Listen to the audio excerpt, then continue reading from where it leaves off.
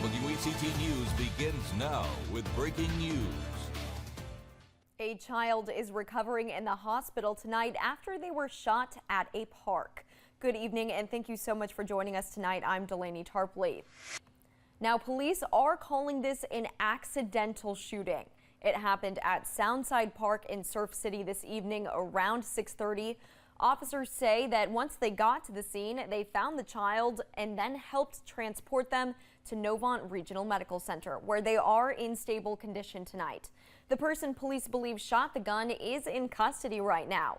Surf City police say this is an isolated incident and there is no threat to the public at this time.